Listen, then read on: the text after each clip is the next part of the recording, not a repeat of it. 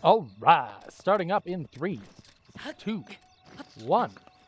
Hello, and welcome back to Shatter Our Souls with Novaria. Today we are back with the Breath of the Wild Minimum Weapons Challenge. Now, we have actually completed a large portion of the game. Most of the central Hyrule area, as well as the Hateno and the Zora River areas. Today, we're taking a trip into what is honestly one of my favorite locations in the game, which is the Akala region. Now, the Akala region is my favorite simply because it's one of those regions that houses a lot of unique locations. You have the Akala Citadel, which acted as shall I say, a base of operations for the Hylian military. But you also have areas like the Great Fairy Fountain. You have the Spiral Island. You have the giant maze on the corner, as well as the Hateno or the Akala Tech Lab. You also have access to other locations like Skull Lake and the Shrine of Power.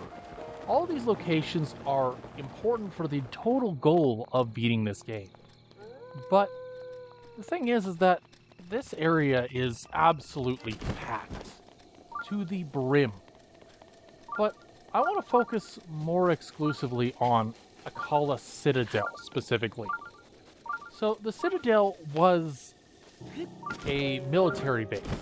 It was effectively a training location meant to house Hyrule's warriors, but it was also meant as a training location and a last resort if something went wrong. Now, in the final days before the Great Calamity came about, each of the, I suppose, major Hylian locations ended up falling one by one.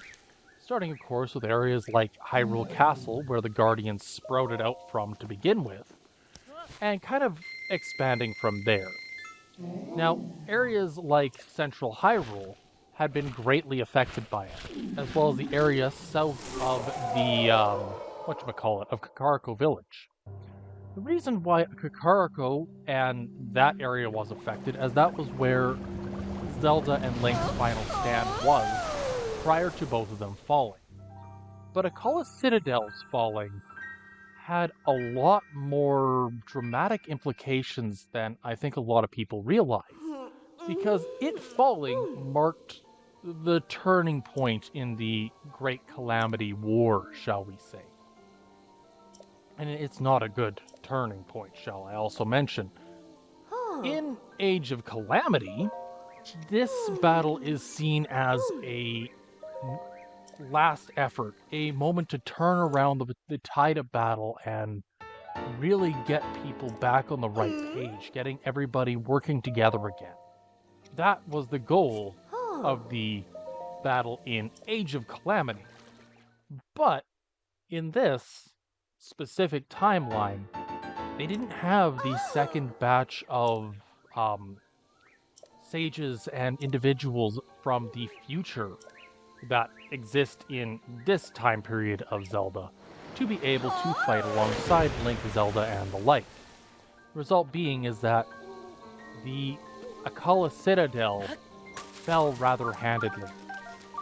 And I don't necessarily know if Link or really anybody was involved in that battle, but I do know that after the fall of that citadel, effectively, there was very few individuals in all of Hyrule left that could do battle against Calamity Ganon. And that is kind of the shame of this situation. They were so close to actually getting through and surviving it without major losses.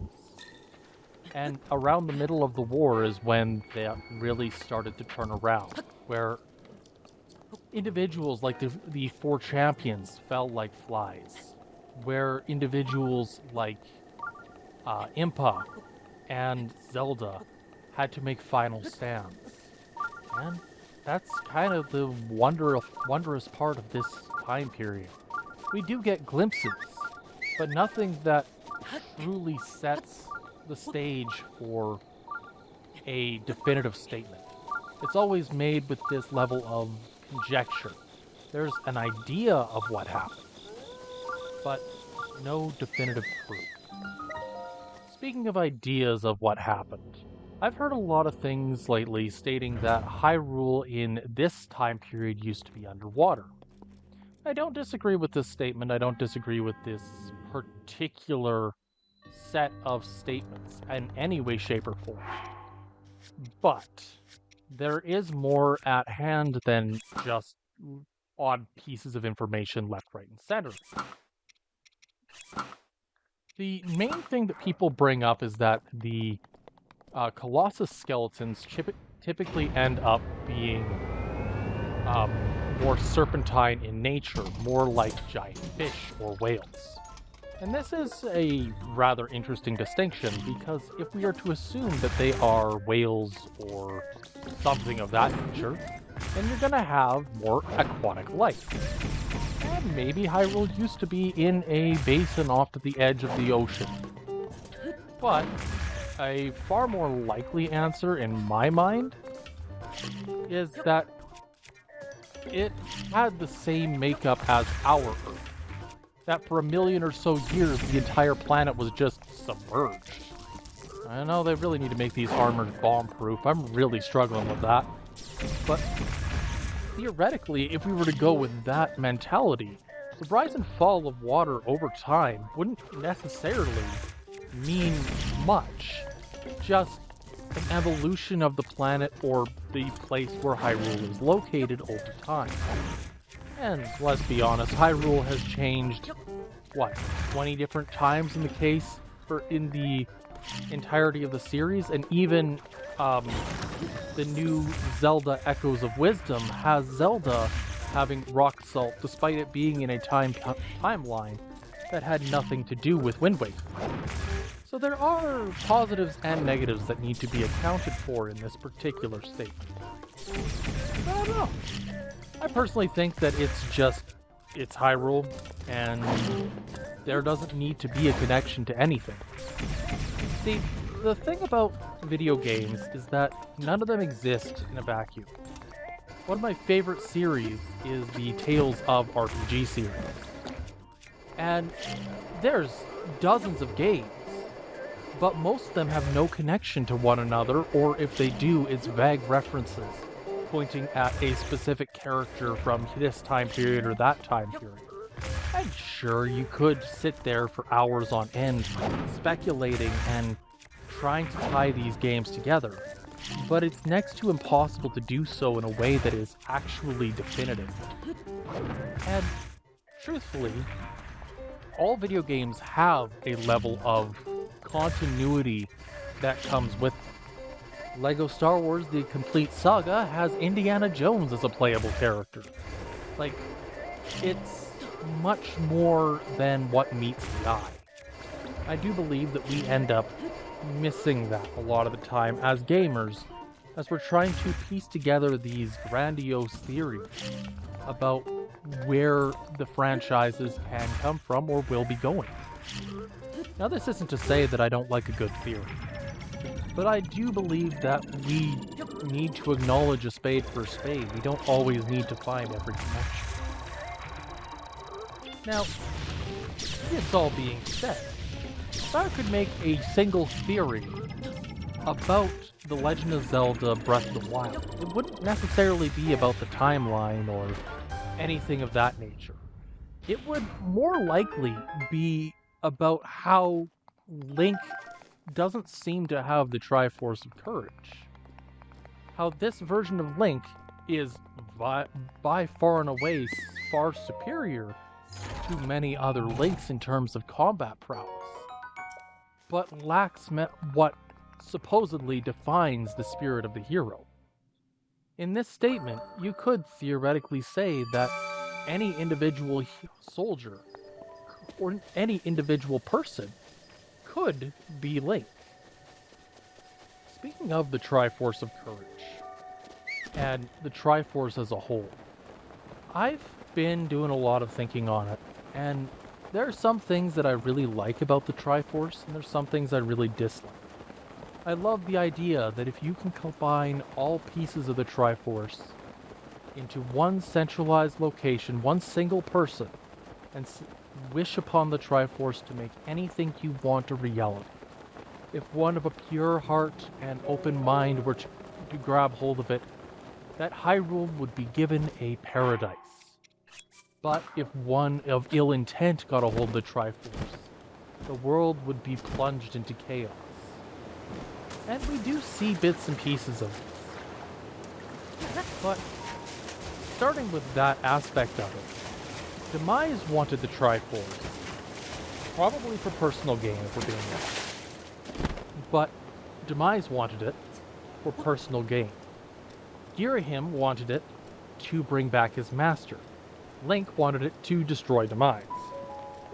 These three kind of tie into one another. They all end up working around the same ideology. That being that the goal is to be a bit more open-ended. And that being said, nobody truly, I think, has the best of expectations for what the Triforce will do. When King Defanus Johansson Hyrule came upon the Triforce in Wind Waker, he wished for hope. Hope for a future without the accursed sunken land. Hope that the next generation could live in peace and harmony in the world above. And he drowned Hyrule for the sake of drowning Hyrule, believing that his old kingdom was effectively gone, and it didn't need to be there. But if each Link were to get a hold of the Triforce, each Link, I believe, would have a very different approach to what their individual goals would be. Whereas Skyward Sword's Link was the destruction of Demise and theoretical peace, living together with his special one in the form of Zelda. That makes sense. You flip the coin a little bit and you go to Minish Cap. Well, this Link would have likely just wanted to turn Zelda back from stone, and why wouldn't he? That was his very goal from the very beginning. It's simply that the Triforce did not have a significant role in the game to make that a possibility. Ocarina of Time is a weird one. Theoretically, he would want to see peace return to Hyrule, that he'd want to see everybody come back and sing Kumbaya and have the greatest dance party out at Lon Lon Ranch. Absolutely. But a part of him might have also wished for something like his childhood. Wished for, effectively, that his adventure never happened. Now, I do believe that this Link learned much on his quest, but I do also believe that no matter how courageous, Link probably didn't have the greatest of intents, only knowing... No, that's not the way I want to word it. I believe that if he could have anything, it would be a passing thought to have his childhood back. But don't worry, it gets much more interesting from there. Twilight Princess would probably want Ilia's memories back. And, of course, Wind Waker would have wanted one of two things. To drown Hyrule, which sounds much worse coming in that form in that statement than otherwise. Or, the alternative would be to bring it back to the rays of the sun, same as Ganondorf. If you look at other versions, like A Link to the Past, A Link to the Past Link would have probably wished to bring back Zelda and the sages from the Dark Realm, and Ganondorf before the battle even began, and so on and so forth. You can use any sort of combination of this ideology around their adventures. But the thing is that each of the three pieces represent not what it grants, but what lies in one's heart. If an individual has only the interest of power, only the ideology of power trumps all, then they will get the triforce of power. They believe that a wise leader is the correct way to go. They get the triforce of wisdom. And if they believe that with courage you can surmount any obstacle, you will get the triforce of courage. Now, the reason I bring this up is because at no point in time does it grant those things. Ganondorf, in Ocarina of Time, Twilight Princess, Wind Waker, has the Triforce of Power. He has all of the capability of using its effects to its greatest ability. But we don't actually know what those effects are. It doesn't grant him anything. He was able to beat Ganondorf in a sword lock in Twilight Princess. Link was able to catch Ganondorf as a child in Wind Waker, and so on and so forth.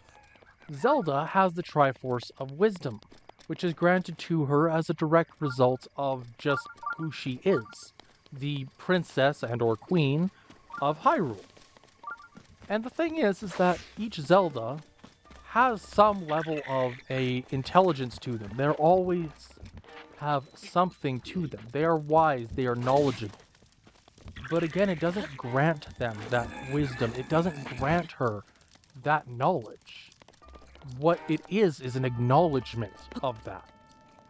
And to be honest, granting Link the Triforce of Courage wouldn't do anything. Because what's it gonna do? I now have the ability to step out in moving traffic? It doesn't make sense in that regard. Its entire intent is an acknowledgement from the gods that these three individuals represent what they themselves believed in or represented. Okay, all this is to say that the Triforce is a interesting, albeit slightly convoluted relic. But don't worry, we're not done. This Link does not have any acknowledgement to the Triforce of Power courage, to my knowledge. But this Link also has something that other individuals do not. Now, I mentioned that this Link was a significantly stronger swordsman and duelist than virtually any other Link to date. And I mean it. This Link is capable of, well, a bullet time in-game. Now, this is a very gamey circumstance that I need to bring up, but effectively, the idea is that bullet time exists for Link as a sharpening of the senses, that in a moment of clarity is able to attack with extreme speed and precision. This effectively gave a 5-year-old Link the strength necessary to defeat a captain of the knights in armed combat, using effectively just a stick. Now, I am not saying that Link is not talented with the sword. I am, however, going to say that Link doesn't necessarily use all of his tools to the greatest ability. At least I don't. To me, Link has always been more human, more of a average Joe, so to speak. And I don't want to say it to make Link seem like a lesser character, far from it. But I want to acknowledge that anybody could be Link, but not everybody will be. Link is a hard character to match. He's a hard character to actually be. Because every single person has fears. I'm afraid of deep water. I'm afraid of losing my family. And these things are all important for Link as a whole, as a character. But every single character in Legend of Zelda has something that they would be considered to be afraid of. Daruk would be afraid of water because he would sink like a rock. No, go figure. But someone like Sidon is afraid of electricity because he is very aquatic. You have characters like Teba, who acknowledge that the divine beast is out of his league, but his grandfather or his ancestor, Rabali, would have taken on the divine beast without a second thought. And Riju has fears of not measuring up to someone like Urbosa. And that's the beautiful thing about this, is that every single character has something more on their mind. It's not that we as gamers don't get to see that. Rather, we as gamers, we as people, get to see that this beautifully crafted world is also flawed. That we are human. And sometimes I think that it's a good reminder that we need to acknowledge that we are flawed. That there are weaknesses to us. That not every person is capable of everything. I have been kind of rambling about this for a while, and truthfully, I would never change what I do or how I do it. I believe that Link has capabilities, and so do each and every one of you viewers. Sure, it might be tough, but channel the energy of the hero of time, channel the hero of the wilds, and really dig into what you believe you can accomplish. And I promise that you will get much farther than you ever think you would be able to. Now that I've had that ramble, we are officially at the top of the Citadel. And this is one of those towers that I question if it would be possible in Breath of the Wild without weapons. Now, the reason I mention it is because, to my recollection, there are two eyeballs that are effectively in control of the Malice.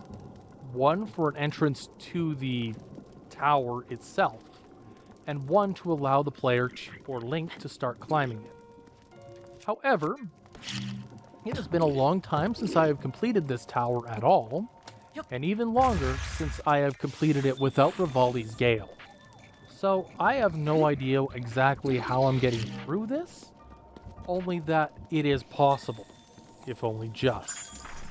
I did a little bit of digging, and it turns out that Link cannot climb on Malice, which means that band around the middle of the tower is permanent. I can't not deal with it. So, in my mind, there's only two options. Find the second eyeball, or, and this is a contentious one, I need to find a way to get up high enough to effectively light a fire to lift me high enough. Or third and finally, I need to find a means of getting high enough without the use of items or weapons at all to be able to access the tower without needing to effectively get rid of the malice and or gloom, depending on which game you're talking about. Ultimately, I do believe that the best option would be to deal with the eyeballs. But I'm not seeing any. I thought there was one more. But if there isn't a second one, then the solution is clear.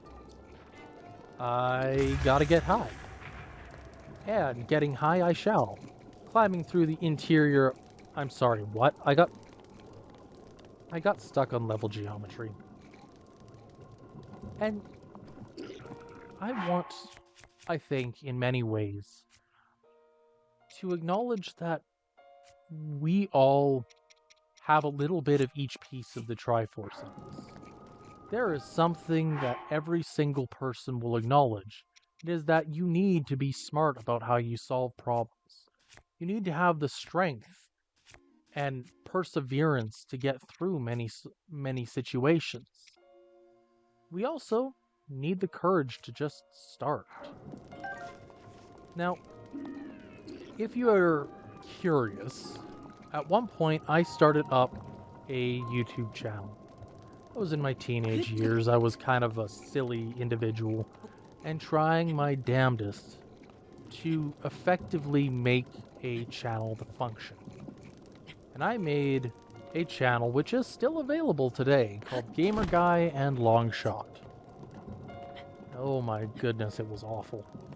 There was no conversation, there was all sorts of glitches, it was poor camera quality, and it just didn't meet my standards. It didn't do what I wanted it to do. And so, for many years, I left it be, thinking, well, it's just not meant to be.